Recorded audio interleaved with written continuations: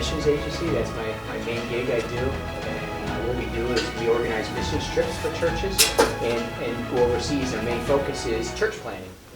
The 3 places we've been focusing is we go to Cuba, we go to India, and we go to Bolivia. And we've been building a Bible school in India the last couple of years to train church planters. In Bolivia, we build a church every year. And in Cuba, we help plant churches there, and we also help train church planters. That's the main focus we do. I'm also the Light for the Lost coordinator for the Pennsylvania-Delaware District for the Assemblies of God. How many in here know what Light for the Lost is? Okay. We got 2. The last session, nobody did. That's not surprising, because what happened about a dozen years ago, we've really stopped promoting Light for Lost a whole lot in the district, and we're trying to bring it back some. Light for Lost, what it is, it's basically the missions giving branch for men's ministry in the Assemblies of God. And the only rule to the funds being used for that missions giving is it has to be used for evangelism. So no matter where the missionaries around the world in the United States, whatever funds that the Light for Lost provide for them has to be used towards evangelism. And Light for Lost does provide some funds for these events as well to Jamie Holden. And so I'm the coordinator for that. I have a table set up in the lobby. I may or may not be there depending on just, with speaking and that. But, stop by, say hi, grab some material, some information if you'd like, and I'd love to talk to you more about what I do. So everybody got a handout, right? Everybody not get one? I'll take 2 of those. Okay. Yep. And does anybody need a pen? I got a couple more pens here. If you want to fill these out, that's fine. If you don't, that's fine. Take them home. There's no pressure on it. I will try to tell you when it's time to fill out the papers there, so you don't have to be constantly looking. I'll say it's time to fill it out now. So the topic that I was given to speak on is making peace with your past. And when I was first given this topic, my first initial thought wasn't, what am I going to talk about? It was like, how on earth am I going to fit this into 45 minutes? Because, man, we have such varied past. There's so many different things. Just myself, I could sit here for a couple hours and talk to you about my past. And you all have different things. So to fit it into 45 minutes is tough. So it's good I talk fast. I apologize I talk fast, but it's good I talk fast because there's a lot of stuff I want to go over here. So if you have questions, raise hands, whatever, that's fine, and we'll make time for it. So if we look at this, all of our lives are wildly different. We all have different backgrounds, which creates different biases in us. And how we deal with issues in our past, though, a lot of times is very similar. We usually just don't. So that's what happens. So helping you recognize and deal with your past is my goal this morning, to deal with some of the issues you had. And I guess if you had to sit down and think about your past, you don't have a ton of stuff that makes you who you are. Some good, some bad, some not really good or bad. It's just part of who makes you, or what makes you who you are. The first blank on the paper is, once you're saved and born again, the Bible tells us that we become new creations in Christ. Our slates have been wiped clean, and we've been given a brand new start in this life, but only if we're willing to follow the Lord and allow Him to raise us up in His knowledge, grace, and power. So there's a lot of blanks there. The first blank was new creations. Then it was wiped clean. Then follow and grace. This is definitely a good thing that our past is, our slate's been wiped clean of our sins. But it's also something I personally struggle with because of my memories. Sometimes I think life would be so much easier if when we accepted Christ that everything, our complete past and memories were wiped clean. It was all gone. But if they were, we wouldn't remember. If they were, the positive would be that we wouldn't remember the bad things that we did, just the fun we had doing them. We would think that this would help reduce the temptation to do them again, right? So if we wouldn't remember the bad things, we wouldn't be tempted to do it again because we don't remember we even did it. So we think that's good. But the other things that we wouldn't be able to remember would be things like abuse or neglect that maybe we went through, or the struggles that we went through. And maybe sometimes that made your life seem unbearable. And you don't want to remember those things. Well, the problem is that with your bad memories would be wiped away, your good ones would be too, if all your memories are wiped away. And I wouldn't want that. I just want the bad ones gone. I don't want the good ones gone too. So the next blank is, our past experiences are a huge part of what makes us who we are. And the reality is that if our memories are wiped clean, we'd be totally different people. So it's past experiences, memories, and totally different people. So our experiences can lead us to be angry and spiteful, or they can make us wiser, stronger, and more compassionate toward other people that may be going or have gone some of the same experiences we have. So before we go any further, I want you guys to know that I'm not an expert in this. I don't have any special training. I'm going to share some experiences I had, some issues I went through, and lessons I've learned along the way. I'm going to mix in biblical guidance, and I pray that this is going to help you with your past. I don't have a degree, and I think what I have, though, can help you with this. I'm going to blend some of my experiences into information that I've come across that I hope is helpful in you dealing with some of the issues you had from your past. So the next blank on the paper is, I want to stress this morning that one of the keys is not forgetting your past. It's making peace with it and learning from it. If we're to completely forget our past, as I said, this would include our good and bad memories. But what we really need to do is enjoy the good memories and turn the bad ones into useful tools and to learn and to potentially help other people. I'm going to try to help you with that this morning. And I say try because it's really up to you. I can't force you to do it. I can't make you take the necessary steps you need to take. All I can do is give you some suggestions. But I want you to remember that we don't have to be defined by our past. We can use it to learn from our experiences, and we can either control it or we can let our past control us. I want to tell you a little bit of a story here. If you can just hand out some handouts to these guys. Thanks, sir. So when I was relatively a new Christian, I was saved originally in 1998. I know, I don't look that old. I am. But I was saved in 1998. And about 4 to 5 years into being a Christian, I was asked to serve in our church deacon board. I was asked to run. So I ran, and I was elected. So at that time, a few months into my first term on the board, I went to my pastor, and I told him, I said, I don't feel worthy to be on the board. And I said, partly because I hadn't been a Christian for very long, because I didn't feel like I really knew enough, as if anybody really does. But also because I was trying to forget all the stuff I did before I was a Christian. I had a lot of fun. It wasn't clean fun. It was fun, but it wasn't clean fun. I was drinking and I was partying, among other things I did. Even after being saved, I didn't do those things. I couldn't wipe those memories away from my mind. I no longer did those things. And I didn't really particularly have a desire to do those things. But I remembered the memories. And they weren't all bad. I had a lot of guilt with that. Does anybody know what I'm talking about? Yeah. I never forget what my pastor told me, and I think it's really good advice, so I want to share that. He said, because of my experiences, I could minister to people in a way that he never could. You see, he never drank, he never smoked, he never partied. And if somebody came to him with those issues, he certainly would help them. He'd give them good advice and point them in the right direction. But he could never truly understand it from their perspective because he had never been there. He said because of my experiences that I was trying so hard to forget, I could. I could share what I went through. I could share my experiences and how I overcame that lifestyle and the things I did and to find comfort and deliverance in Christ. All these things that I was trying so hard to forget could actually be a benefit to me in the ministry.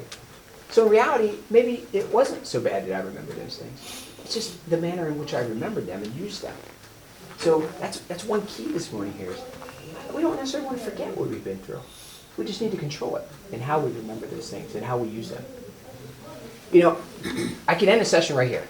I could just pray for you all and say, this is how to make peace with your past. Use your memories properly, turn it over to Christ, amen, we're all done. Mm-hmm. But in actuality, it's not that easy. It's not that easy just to do that. We may say some words, but then we leave and then we start thinking about it again and we fall back into our same habits. So we've got some more other things we're going to talk about, and so I'm going to keep going. Is that all right with that?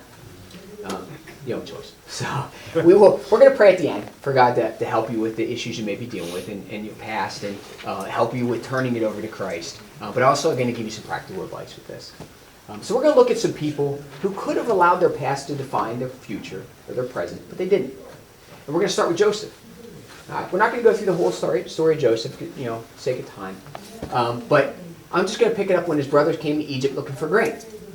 So it was then that they found out that the brother that they sold to slaves years before now had their lives in his hand. So they understandably panicked a little bit. I think I would. You sold your brother into slavery. Now he's controlling your destiny. I think I would have panicked. So I think most of us would do that. Joseph easily could have been justified in making his brothers suffer. That's what the world would tell us. Hey, they did it to you. You do it back to them. You get revenge.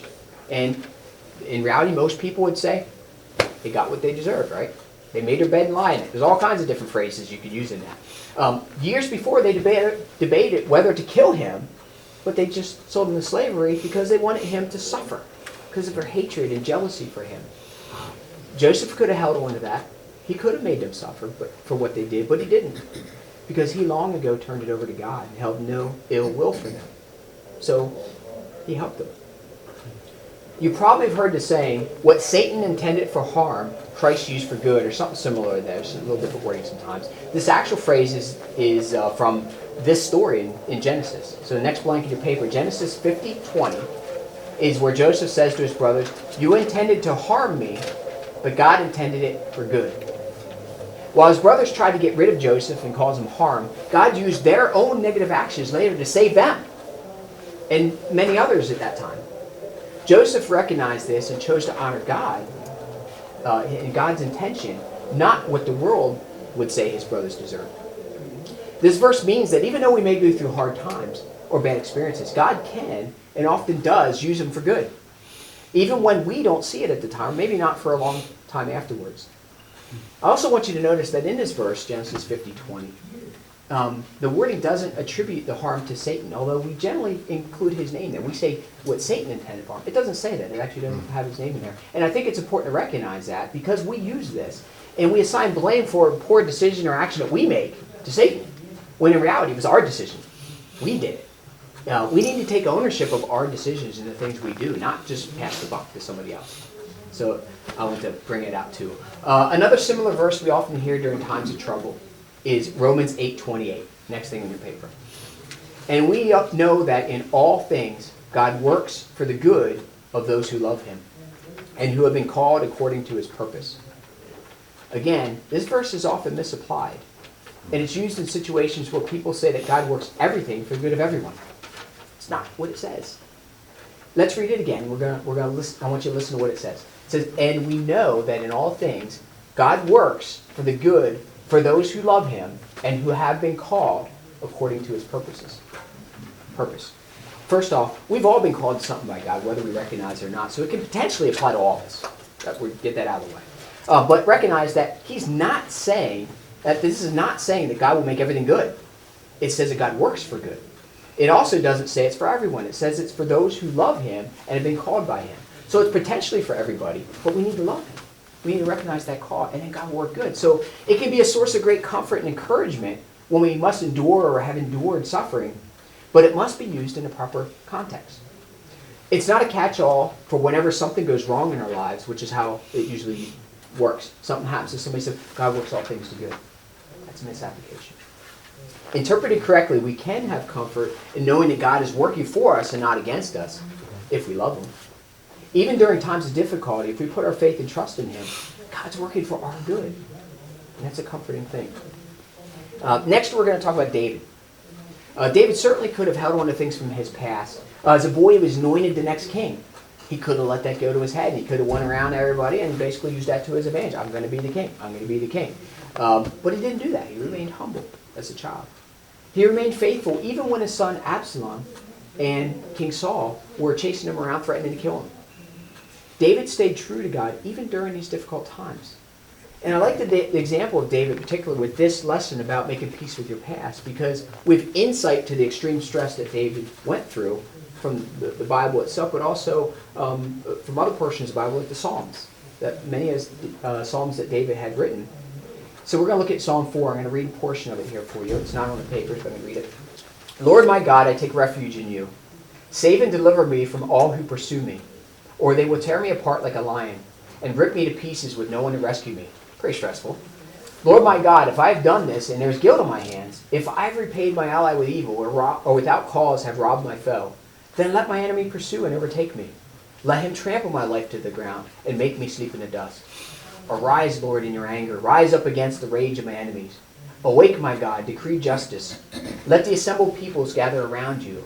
While you sit enthroned on them over high, let the Lord judge the peoples. Vindicate me, Lord, according to my righteousness, according to my integrity, O Most High. Bring to an end the violence of the wicked, and make the righteous secure. You, the righteous God, who probes minds and hearts.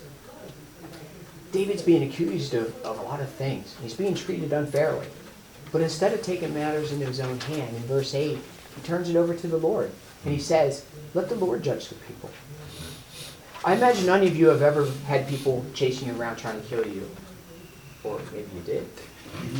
Last class guy kind of went like that when I said that I'm going to talk to you about him later. But, you know, I haven't ever had somebody doing that. So I've never been faced with the stress of somebody coming around trying to kill me, at least yet, and I hope that never happens. But he did. Either way, when David, he made some huge mistakes in his life, as we all do. He was far from perfect, as we all are. He didn't allow that to determine the person that he ultimately became. He used his experiences to become a better, more devoted person. And the fact that we can use his example centuries later is a testament to the teaching power that experience of others can have for us, that we can use. I'm going to give you a few other quick examples of people that didn't let their past define their future. These aren't biblical examples, but it may be something that you can relate to, something that you went through growing up or in your past that these people did too, but they overcame it, and some dramatically so. So I'm going to read these, and then we'll talk about them. The first one, this person was born in 1954 in Mississippi to a single teenage mother. She grew up in a sheer state of utter poverty for most of her childhood life, living with her grandmother during those years. When she was 6 years old, she moved in with her mother in Wisconsin. During those years, she was sexually molested by her cousin, her uncle, and a family friend. At the age of 13, she ran away from home. At 14, she was pregnant and gave birth prematurely to a baby that died shortly after birth. Before she was 14, or turned 15, she went through this. At the age of 17, she won a beauty pageant and interned at a radio station, creating a love for the media, and eventually landed a job as a news anchor in Nashville. After college, she moved to Baltimore to co-anchor the news, but was later removed by the producer for being unfit for television. I'm not sure what that means. It's not good. Does anybody know who this is? That's pretty good. So, all right. In 1983, the age of 29, she relocated to Chicago, took over a fledgling show called AM Chicago, which would ultimately become the Oprah Winfrey Show. She became the highest-ranked TV show in Chicago, and today she's a multi-billionaire and has a major impact on a large part of the world. Not all positive influence, in my opinion, sometimes, but my point here is, man, did she have a tough life? She did. But look how it turned out for her. And she's done a lot of good. And I can't relate to that. I can't relate to the things that she went through, but maybe some of you can. Maybe some of you have gone through some of those things. The next one, Jack Canfield. Jack Canfield is the guy who wrote the Chicken Soup for the Soul books. There's like 1,000 of them now. I don't know, there's lots of them. But he suffered through 144 rejection letters from over a 14-month period before somebody accepted that script, the manuscript. That's like over 10 rejections a month. And I didn't even know there was that many publishers in the world. I mean, 144. But he went and he just kept trying. He didn't let those rejections stop him. And now there's like a book for anything. There's like Chicken Soup for the person with a stubbed toe. I mean, there's like everything out there. So I just made that up. That was pretty good. In 1976, at the age of 22, Jerry Seinfeld tried his hand at stand-up comedy, which I just tried and didn't do too well at it. But he went to an open mic in New York City and he froze up and forgot his jokes. He turned out pretty funny. At age 38, J.K. Rowling considered herself a major failure. She failed at just about everything she had ever attempted in life. She was diagnosed with clinical depression and was suicidal. 2 years later, in 1995, 5 years after the initial idea had come to her, she managed to finish the manuscript for Harry Potter and the Sorcerer's Stone. She located an agent, but after 1 year of trying to get it published, all 12 major publishing houses had rejected her book. She could have quit right there. Nobody could have really blamed her. She tried. Didn't work out. But she didn't. And now that's like one of the best-selling books of all time. I don't know where it ranks. I've never read it. Not my thing. But a lot of you may have. But, you know, she was suicidal. She was depressed. She fought through it and turned it into success. So all these people could have quit. They could have given up. They could have become bitter. They could have just faded into the world. And they didn't, for a variety of reasons. Some lived through poverty, neglect, rejections, maybe abuse, alcoholism, drugs, And maybe you can identify with one or more of these people. Maybe you can't. But these people all faced these issues and not only survived, they thrived. And you can too if you make peace with your past and don't allow it to control you. So I'm going to give you one more example, and this is a personal one, and it's a little hard for me to talk to. It was a little harder the first session than I thought it was going to be.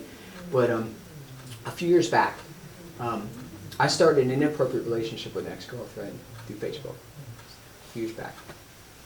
There's no justification for it, so I'm not gonna offer one. It was wrong. It was wrong in every sense of the matter. And I was studying for ministry at the time. And I thought I had all the safeguards in place. I actually even thought of this exact scenario. What if somebody from my past would come through Facebook and wanted to connect? And I thought, I'll just say no. But when it happened, I stumbled and I fell. So this was easily the worst time in my life. For my wife and likely my kids. I tried to shield them, but I'm sure they know some of the stuff that's going on. My actions, unbeknownst to me, ended up opening old wounds in my wife's past, where somebody had cheated on her, and she never really truly got over it.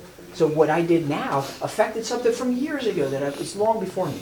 We're married 25 years this year, and again, this was a couple of years back. We were together for a long time. I had no idea that happened. So I did a lot of damage to her personally in our relationship for a long time. The healing that took place only happened when I made the decision to turn it over to Christ. Because I stumbled a couple of times, like, yeah, we're gonna stop this, we're gonna do this. And thank God it never got physical. It was only through Facebook, it was only on the phone. Never proceeded through that. Not that that's good, it's still bad. But I tried, I said, I'm gonna stop, and a couple of times didn't do that. But when I turned it over to Christ, and only when I turned it over to Christ, did things change. And when previously I thought I couldn't live with this other person, whenever I thought of her, I thought, I gotta be with her. It was a strong desire, and I can't even imagine or believe I thought that way. It was like I was a totally different person. I can't now understand that and why I did that. And maybe you've had some experiences too. And the healing took place only, like I said, when I turned it over to Christ. Where previously I thought I couldn't live without him, now I can't think about that in a positive manner. So once I made the honest commitment to overcome my transgression, I prayed for God to help us, to take away my thoughts and desires for the other person. And though it took me to the point to be completely honest about it, once I did, it was gone. Instantly. Thoughts changed. Instantly. God truly and completely delivered me from those twisted thoughts. And from that point forward, my thoughts totally changed, like I said. No longer did I have the desire to be with that person. Yeah. Not only was prayer a big part of my recovery and from that situation, I learned to put things in place then to avoid it from happening again. And I'm very wary of things and cautious. So I could let what happened define me, but I choose not to. I turned it over to Christ, and the result is an example of something that was intended for harm that God has used for good. Because now I'm able to use this, and I've counseled several other couples that have gone through the same thing. And I'm able to say honestly to them about that because I've been there. I've been through it. So not to mention, you guys that are here today, maybe you've gone through that. Maybe you know somebody that did. Or maybe in the past you have done that. Maybe it's still bothering you as you're hanging on to those things. And this today can be a good thing to help you overcome that. As a side note, my wife and I went to good Christian counseling. I don't care how many years you've been married, if you're newly married, not married, once you get married, if you've been married for 155 years. Christian counseling is important, I think, to a strong marriage. Because you learn things about each other that you didn't know and didn't even really think to talk about. And it explains things. And it's not to dig up old hurts or old past, but it's to look at your marriage in a different way. And you start looking at it, in reality, like we're supposed to, through Christ's eyes. We're supposed to look at that person through Christ's eyes. We're not always real good at that, especially men a lot of times. And I think good Christian counseling should never be a stigma against going to that.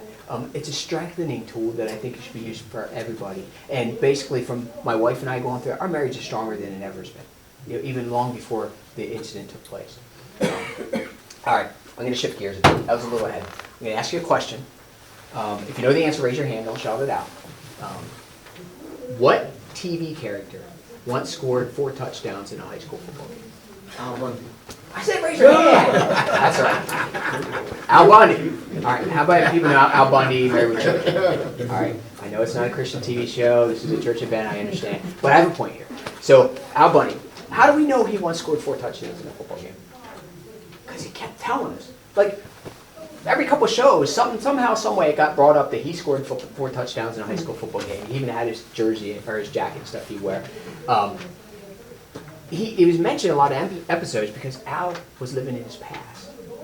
He basically couldn't get over the fact that his life kind of peaked, he thought, when he scored those touchdowns. You know, and he later became a shoe salesman, which if anybody's a shoe salesman, I love shoes, we all need them. But he was a shoe salesman, and in his eyes, he was a failure, and his life peaked when he scored 4 touchdowns. So when we look at things from our past, it doesn't always have to be negative things we hang on to. Sometimes it's positive things. This to him was a positive memory. Scored 4 touchdowns, but he couldn't let it go, and it affected his future. How many people know who Uncle Rico was? Who's Uncle Rico? Napoleon Dynamite. Napoleon Dynamite's uncle. What was Uncle Rico's thing?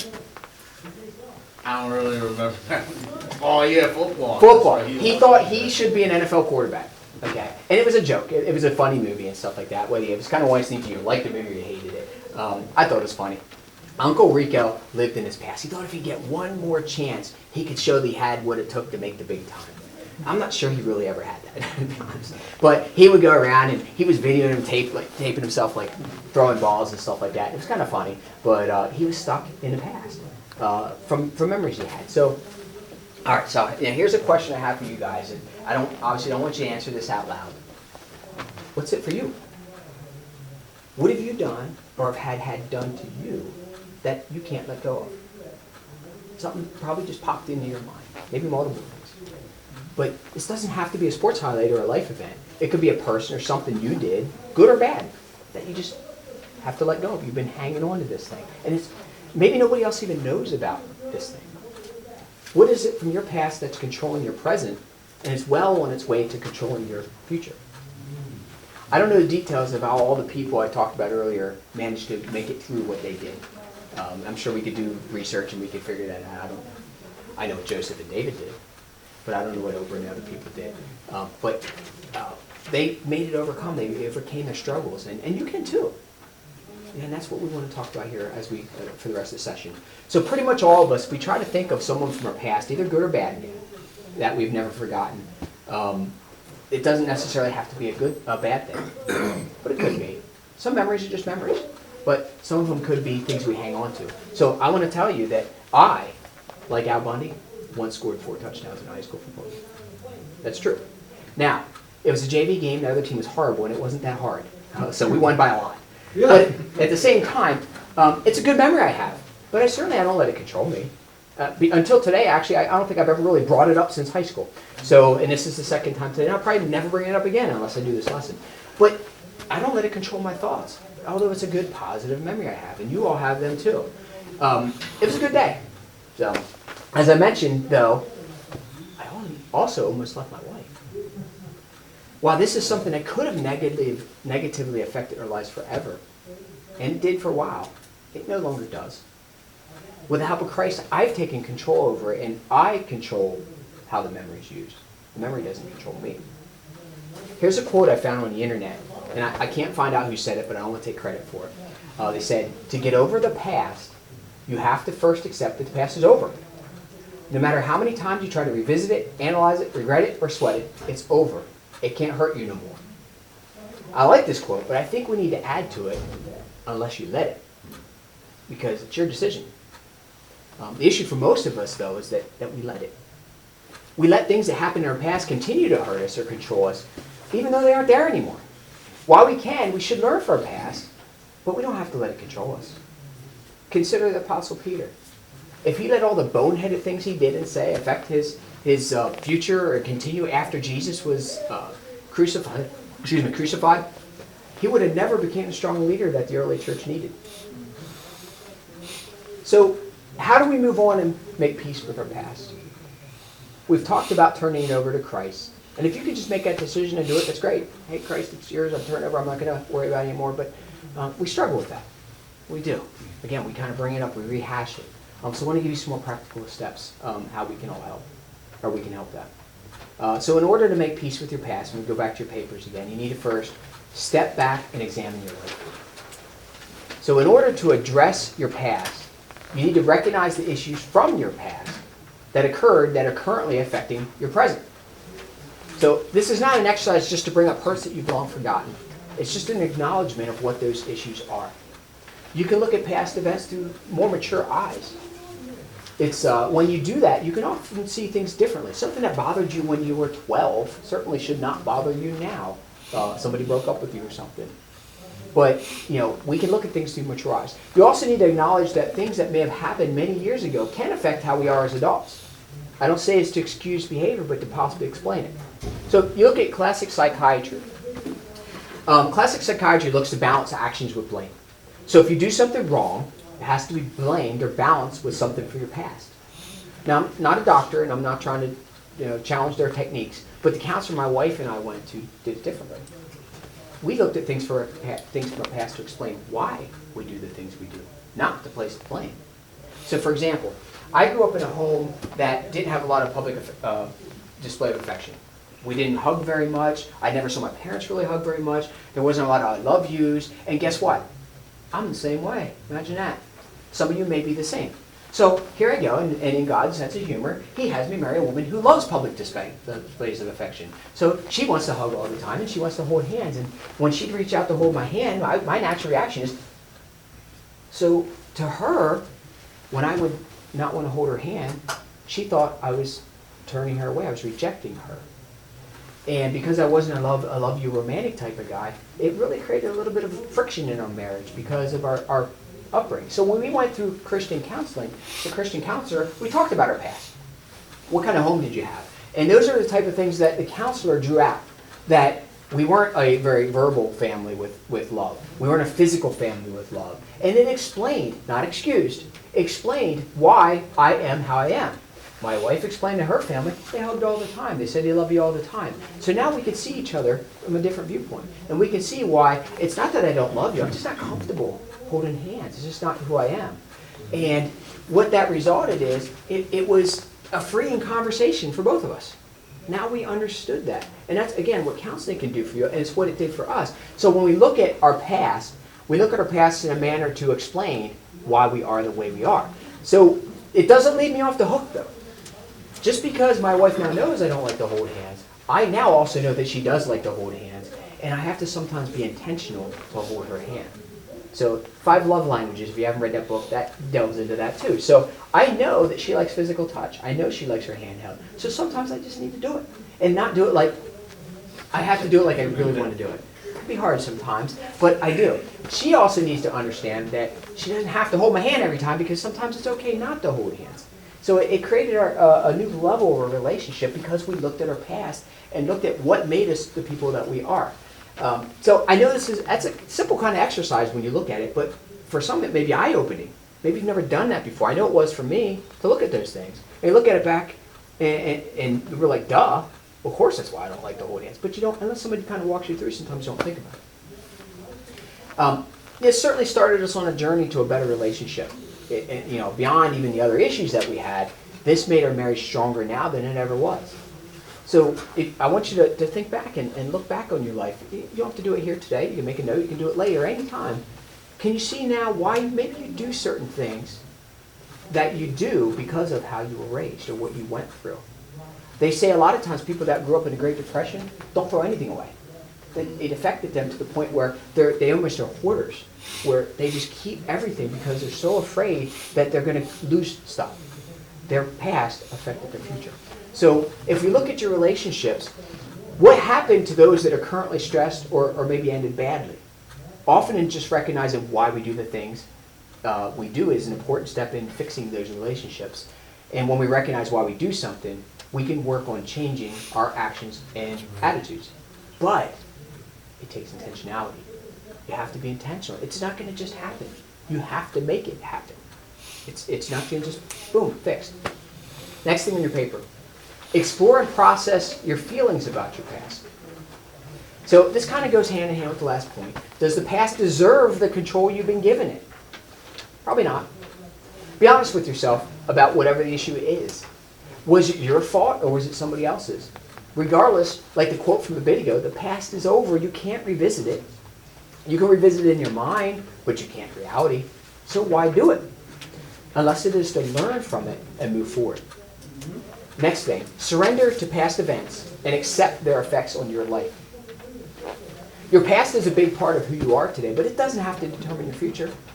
Once you enter in full surrender to the Lord, one of the first things God often does is He can take you back to your past to fix all the crap and messes that you made and to resolve those things. Sometimes we go back. I've heard stories of somebody who went around and was stealing things. And they accepted Christ, and he felt a strong urge to make restitution for those. And a lady said that the guy showed up at her door one day and said, "Here's $250. And she's like, "I don't know who you are. For what?" "I stole your TV a couple years ago." And he had that desire to make restitution for those. And you know, it created that burden lifting for him that the Lord had placed on us. He was cleaning up his past messes. So before you can really move forward into what God has in store for you in your life, you may first have to deal with those things that occurred in your past. The reason for this is because too many Christians are bound up in their past. It's a little bit of what Pastor was talking about upstairs, and as a result, you can't fully move into your present if you're still bound up in your past.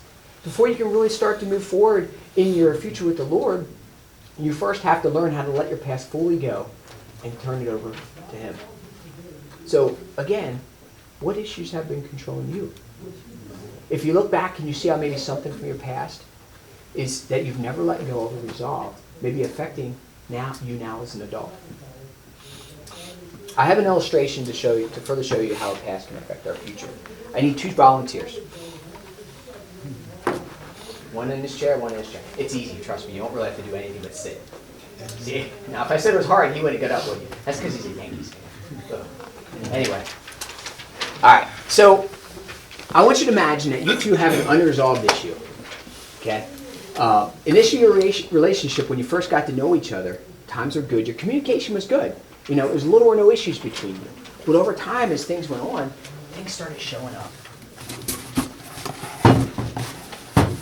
Maybe from your past you were abused. Maybe that abuse resulted in a lot of anger. And maybe it led to abandonment, a feeling of abandonment. My parents got divorced when I was 5. My dad left. I could have felt abandoned by him, but luckily my parents had a good relationship and that didn't happen. That doesn't happen very often. Usually there's a feeling of abandonment when there's a divorce in there. So then you end up with a lot of unresolved issues. And maybe even abuses like alcoholism. My stepfather was an alcoholic. Split our family up. All these different issues. So if you look at these things, as time goes on and if there's issues from your past, they start getting between you. So some issues can be bigger than others. We see bigger boxes, smaller boxes, but they're all have their own boxes. And they get in the way, prevent you from connecting well in your relationship because you can't see each other anymore, can you? You can't see. This is part of what the marriage counseling did with us. We started seeing how when you first get married, you first start a relationship, your table's clean, and you're all lovey-dovey, and you're looking in each other's eyes, and all of a sudden, boxes start to appear. Things from your past, things that make you who you are. And they start building up to the point where you can't see each other. Your communication's broken down. And this could be, and don't get your head all big here, pretend he's God for a minute. He's God. Well, now your relationship with God, because of these boxes, is broken. You can't communicate properly because of all of this baggage and boxes in front of you. So this doesn't even take into consideration what the other person's boxes are. You have your own, but every person in here has their own boxes of issues. You most likely can't do anything about his, so you need to deal with yours. And you need to deal with yours and yours, because you can't necessarily fix other people's boxes. You need to recognize what your boxes are. You need to evaluate what from your past has never been dealt with and is continuing to affect your life now. So what are your boxes? So, okay, thanks, guys. You see, to make peace with your past, you need to begin to unpack the boxes that are stacked between you and God or the other people. You start by recognizing the issues, and then you address them. Sometimes you got to do it one by one. You need to be intentional about changing how you react to these issues, but you also need to have a discussion with the other person about why you do what you do. So whether it's your wife, your spouse, your brother, your sister, your mother, your cousin, whoever that is, if you have an issue with them, and you realize what that issue is, what your box is, it can be helpful to talk to that person and say, look, hey, I apologize, I've done these things, I'm dealing with some issues here with this, and maybe together you can resolve those things. But again, you need to be intentional about doing that. I want to stress that this does not excuse behavior. It does not mean that some behaviors are okay to continue just because you talked about it. You can't go to somebody and say, well, I'm sorry I'm abusive, but I grew up in an abusive family. Sorry. It doesn't work that way. It doesn't excuse those behaviors and things that work out that way. But it can help you move forward in a path of reconciliation based on what you experienced. So you can't change the past. So the next thing on your paper, focus on what you can change. If someone hurt you but is no longer alive or you have no contact with them, maybe you aren't able to change things with them because they're not there. Maybe you can't address them directly. This is just the facts, but you can and should take it to God in prayer. Taking it to Him can lift a huge burden off your shoulders if you're carrying baggage. Next thing, take chances. Don't let your past hold you hostage. Make the decision to move forward even if you've always felt held back. Next one, focus on the present. God can fully heal you and break off any change from the past if you're willing to believe that He can do it. There is going to come a day where you're going to have to leave your past go. And if you don't, you're going to stay stuck or grounded or feel paralyzed in your walk with the Lord, and you won't be able to move forward in that. Paul, in Philippians 3:13 and 14, he says, "But one thing I do, forgetting what is behind and straining toward what is ahead, I press on toward the goal to win the prize for which God has called me heavenward in Christ Jesus." Notice Paul starts using the words, "but one thing I do," and then goes into revelation of not looking at what's behind him, but looking and reaching forward to those things which now lay ahead of him. The words, "but one thing I do," is being put in context as something that he does on a regular and consistent basis. This is something you have to stay on top of and not let get away from you, because it's easy to start falling back on all the bad things that may have occurred, and then use that as an excuse to start feeling sorry for yourself, or to justify some things you do wrong. How many times have we heard, well, he abuses his kids because he was abused as a kid? Does that justify it? It explains. It doesn't justify. So we need to be careful with that. Paul ends this verse really putting everything in proper perspective when he says that what he wants to press forward to is the heavenward call of God. Shouldn't that be all of our goal? To move forward what God has in store for us, we can use our experiences to work towards this goal, but only if we use them properly, as I said, and not let them control us. We need to control them. The great and wise Ann Landers once said, there are people who believe holding on and hanging in there are signs of great strength. However, there are times when it takes much more strength to know when to let go and then do it. I think there's wisdom in that. I think it's one thing to know something, that's just knowledge, but to apply it is wisdom, and that's wisdom. Sometimes we need to apply the knowledge to just let go. We're hanging on to something that's just destructive and it's not proper and it's not really godly. So for some of you, your past may seem so broken. You don't see a way to overcome it in all situations, except especially with severe brokenness because of the past. You need to be praying. Praying for God to grant peace and spirit of forgiveness where now it may just be a spirit of a feeling of chaos and hurt. The next thing on the paper is be intentional.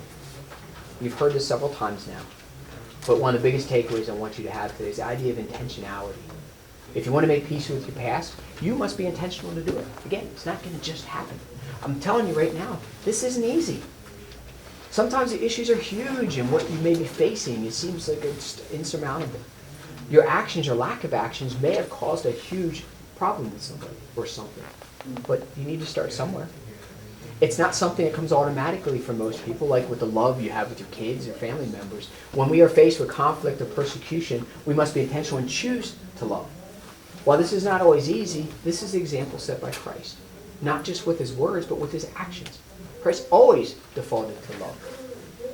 So if we look at how are we to act, we can look at Matthew 5:43-48, is where it talks about how we're to love our enemies, pray for those who persecute us. While we may have a dispute with somebody, we have no excuse not to love them and pray for them, even in the midst of difficulty. And that can be hard. But I've heard it said that if you're having an argument with somebody, if you stop and pray for them, it's really hard to argue with somebody you're praying for. And we're directed to love people. And it's interesting, on my way up here, I was listening to something on the radio, and they actually talked about this on the way up, about loving people that you're in conflict with. Actually, it was talking about how to raise teenagers. I have 16, 17-year-old kids. There's a lot of conflict in my house. Pray for me. But it talks about loving them in the midst of conflict. Obviously, I still love my kids, even if we're having conflict. But sometimes we struggle with that. We don't always see that. The Message Bible translates it like this. In a word, what I'm saying is, grow up.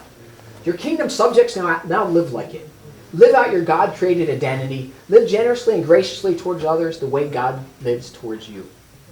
So I love the Message Bible. It doesn't mince words. If you're not familiar with it, it puts the Bible in it's not a study Bible. It puts the words into common language, and it does. It's very direct sometimes with those in language that we understand. I mean, you're not going to read the King James and hear, grow up.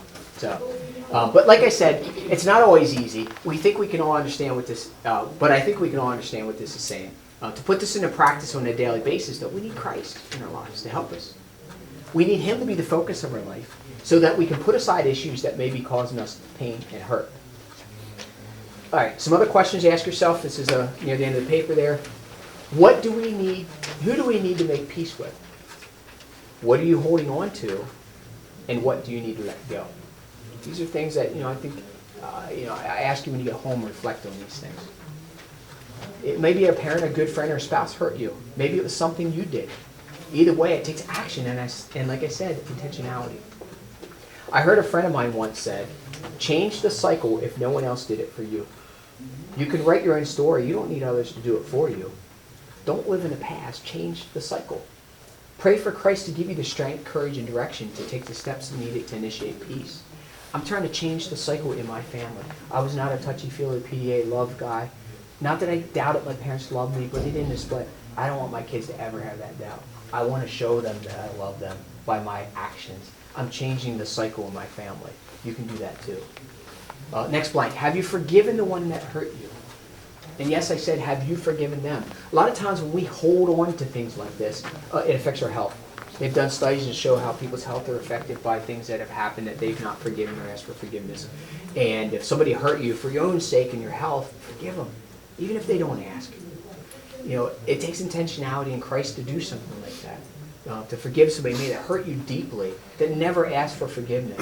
For your own sake, forgive them. Have you apologized to the one you hurt? Maybe you're the one that hurt someone else. If you caused the conflict, you should initiate the process of reconciliation. Even if they moved on and forgiven you, maybe you didn't know they did that. For your own sake, the potential for full reconciliation, you must apologize, whether in person or if you can't do that, between you and the Lord. Let it go. Last thing here is forgive yourself. If you did something wrong, you know it. God knows it. There's no hiding it. If you've taken the above steps, don't continue to beat yourself up over it. If you are truly sorry for your actions, let it go. Forgive yourself. Maybe somebody hurt you, or maybe you hurt somebody else, but this is not an indication of your self-worth. You may have been deeply hurt by someone in your life. It could have been a parent, a friend, or a spouse, but it's not an indication of who you are. You should not let that affect who you are. You're a child of Christ, created in His image, and you're here to do great and mighty things. It doesn't matter who you are, what you've done. If you ask Christ for forgiveness and sincerity, we can be assured that He will provide forgiveness. It's a promise. You've been struggling with this, turn it over to Christ. Listen, if Christ forgave you for what you've done, and that was good enough for Him, shouldn't it be good enough for you? Don't beat yourself up over it. So if we look at these boxes again, when we look at alcoholism, there's new life in Jesus. If we look at relationships, unresolved relationships, there's forgiveness in Christ. If we look at abandonment, there's renewed relationships in Christ. If we look at anger, there's love in Christ. And if you look at abuses, there's recovery in Christ. So don't unpack these boxes. Look at what's in there. What's in there is Christ. And we can overcome these things, but we have to be intentional. Christ is at the center of any reconciliation. Without Him, it's often temporary and hollow. And as Pastor said earlier, this things come back. To truly overcome your past and become a different person, we need Christ in our lives. If you've been knocked down because of your past, and you've been letting that hold you down for far too long, let Christ pick you back up, dust you off, and put you back on the side of the ground. So, let's close in prayer. Dear Lord, thank you. Thank you for the men that sacrificed their time to come here today. And we don't know what boxes everybody here is carrying today. We don't know what baggage and issues that we all have. And we all have something, good, bad, and different. But let us turn it over to you. That's ultimately what you want us to do, Lord. Your yoke is light. And you would take ours onto you if we just let it. Don't let our past control us. We need to look and see what those things are we need to let go. Those people we need to reconcile with, Lord. And take those steps of intentionality to do that. Lord, just pray for everybody in this place who's dealing with issues that they haven't been able to move forward. They've been stuck. They can't see a way forward, Lord, that today can maybe give them a little bit of a glimmer of hope that it is possible to move forward and have reconciliation and overcome the issues of the past. And we're not going to justify or blame our actions any longer on our past. We're going to explain them, and we're going to move forward, and we're going to overcome them, Lord. But we're going to do it in you. We trust you, Lord. We love you. We know you love us. And we know that if we give you our love and our faith and our promises, Lord, and we make that decision to follow you, that you will work for our good, even in the midst of trials. So be with us the rest of the day here today in your sessions. I'm so thankful for the men who came. God bless them all. Thank you, Lord. In your name we pray. Amen. Thank you, guys.